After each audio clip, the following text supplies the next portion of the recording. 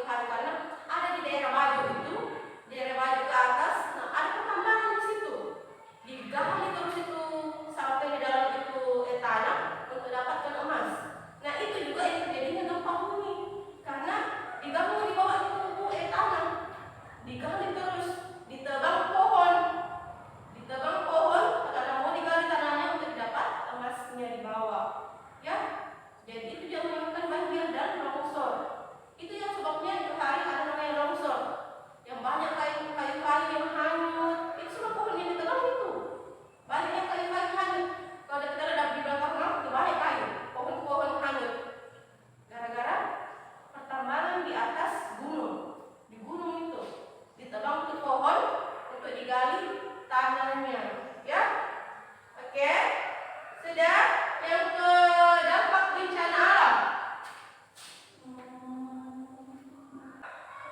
Nah, ada dampak bencana alam. Ada dampak yang ditimbulkan oleh bencana alam yang terjadi seperti kita pada tahun lalu di daerah kita ini ada banjir bandang. Pasti ada dampaknya. Yang pertama, masalah kesehatan. Nah, waktu terjadinya banjir, setelah terjadi banjir pasti banyak yang sakit, ada yang gatal-gatal toh, ada yang demam, flu, batuk gara-gara banjir. Ya, itu namanya dampaknya masalah kesehatan. Yang kedua, merugikan ekonomi. Saat terjadinya banjir, sawah-sawah semua orang itu pasti terendam banjir ya. Tidak ada lagi yang bisa dipanen. Itu namanya merugikan ekonomi. Sawah dan kebunnya para petani dirusak sama banjir bandang. Itu namanya merugikan ekonomi. Petani yang rugi karena tidak bisa lagi panen sawahnya karena kena banjir. Yang kedua itu seperti penjual itu ya tidak bisa lagi menjual karena semua kena banjir. Ya, itu namanya merugikan ekonomi. Yang ketiga, ada kesulitan air bersih. Nah, sama tadi betul. Waktu kita kena banjir tahun lalu, susah sekali air bersih. Toh, air pump tidak menyala, tidak mengalir. Makanya ada air mobil lewat toh. Kita dikasih air bersih, ada lewat mobil dari PDAM. Kita dikasih air bersih. Ya. Toh, sampai kena banjir ada tuh air mobil lewat toh? Ya. Yang keempat, kegiatan terhambat karena bencana alam. Contohnya, kegiatan terhambat itu tidak sekolah lagi. Waktu yang kena bencana banjir, kita tidak sekolah. Beberapa hari tidak sekolah. Bahkan berbulan-bulan kayaknya, 1 bulan. Ya, tidak sekolah lagi. Itu namanya kegiatan terhambat.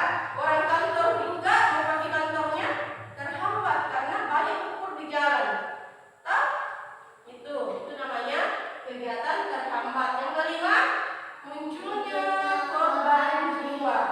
Kalau sudah kena banjir terus sakit-sakitan, itu sehingga sakitnya biasa lebih parah, itu yang menyebabkan meninggal. Kecuali selain banjir juga ada namanya gempa bumi. Gempa bumi ada bisa korban jiwa toh? Kayak gempa kena dalam rumahnya, kena runtuhan, itu namanya korban jiwa. Ya. Nah, sampai di sini Ibu yang Ibu jelaskan. Ada yang ingin bertanya?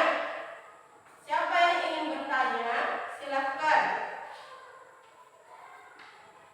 Bu, bagaimana supaya tidak terjadi banjir? Nah, bagus. Supaya tidak terjadi banjir itu, yang pertama, jangan menebang pohon sembarangan. Menebang pohon, menebang liar, secara liar pohon. Bisa juga kalau kita sudah menebang pohon, kita tanam lagi pohon yang baru. Ya, supaya ada gantinya. Jadi hutan itu tidak gundul. Gundul itu apa? Kayak orang itu kalau sudah dibotak-botak. Ya, jadi hutan tidak gundul. Yang kedua, dilarang membuang sampah sembarangan. Dilarang membuang sampah di sungai, di got yang menjadi terhambatnya aliran air. Ya. Nah, apalagi? Siapa lagi yang bertanya?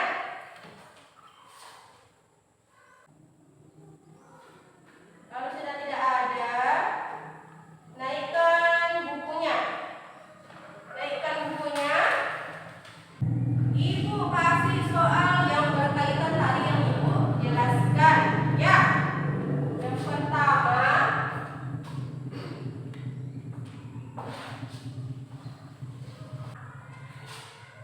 apa penyebab? Sudah? Apa yang peristiwa alam menjadi bencana alam? Menjadi Bencana alam. Yang kedua,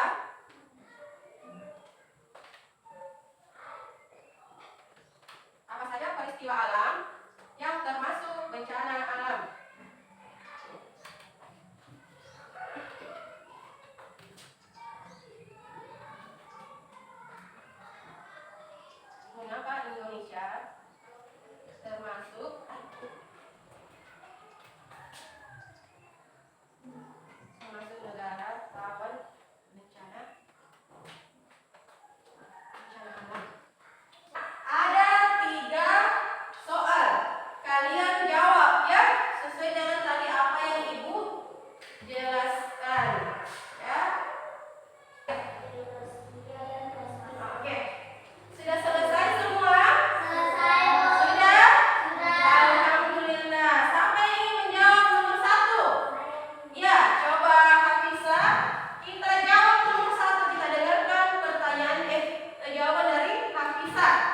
Penyebab peristiwa alam